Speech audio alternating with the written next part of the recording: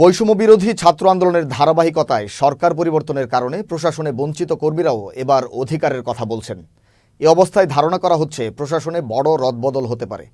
সোমবার জনপ্রশাসন মন্ত্রণালয়ের সিনিয়র সচিব মেজবাউদ্দিন চৌধুরী এমনটাই ইঙ্গিত দিয়েছেন। সাংবাদিকদের সঙ্গে আলাপকালে তিনি বলেন, প্রশাসনে বঞ্চিতদের দ্রুত পদোন্নতি দেওয়ার ব্যবস্থা করা হবে। নির্দেশ পেলেই বড় ধরনের রদবদল হবে। এ সময় প্রধান উপদেষ্টা ডক্টর মোহাম্মদ ইউনূসের নির্দেশনার বিষয়ে তিনি বলেন, সচিবদের সততার সঙ্গে কাজ করার নির্দেশ দিয়েছেন প্রধান উপদেষ্টা। বিসিএস এর ব্যাচের যে পদোন্নতি হয়েছে, সেই পদোন্নতি যারা বঞ্চিত হয়েছেন তাদের বিষয়গুলোকে আমরা সহানুভূতির সাথে আমরা বিবেচনা করছি এবং আমাদের ইতিমধ্যে আমরা কাজ শুরু করে দিয়েছি।